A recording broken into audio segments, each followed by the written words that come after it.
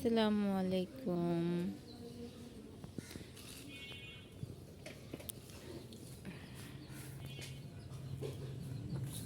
দেখেন আমাদের মুরগিগুলা,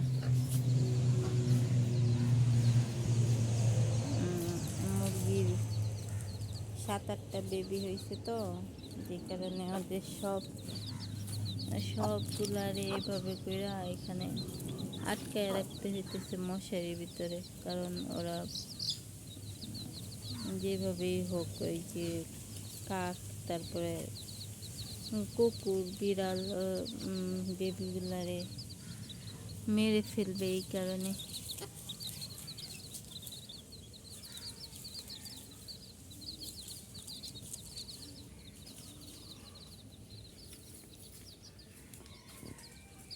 ওদেরকে এখন খাবার দেওয়া হবে। দেখেন, দাঁড়ান, স্পষ্ট করে দেখাইতে হলে ক্যামেরা, যাই হোক, মশারির ভিতরে তো ঢোকা পসিবল নয়, এর জন্য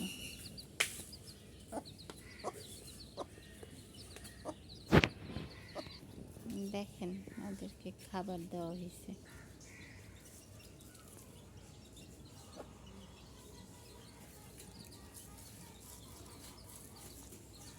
খাবার রেখে তারপরে অযথা খালি জায়গা থেকে খাবার খুঁজে। দেখেন,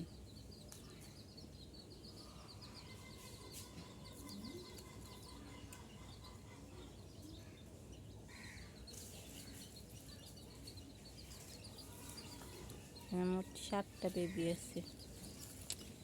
এই মুরগির একটা বেবিও এখনো পর্যন্ত মারা যায়নি। দেখেন, এটাও আমাদের মুরগি।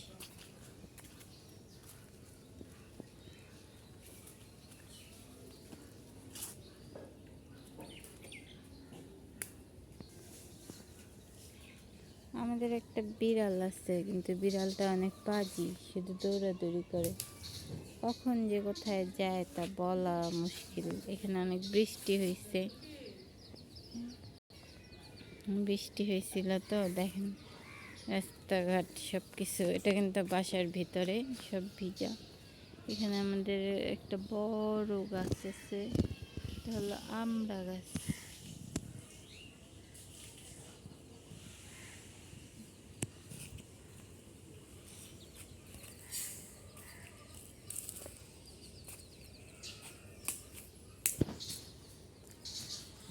আমাদের পাশ ঝাড়, এখানে পুকুর। এখানে পুকুরে অনেক কচুরি পানা হয়েছে, পুকুরে মাছও আছে।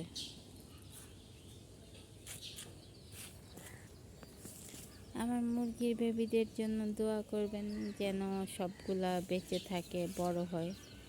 কারণ এর আগে আরেকটা মুরগি অনেকগুলো বেবি দিছিল, কিন্তু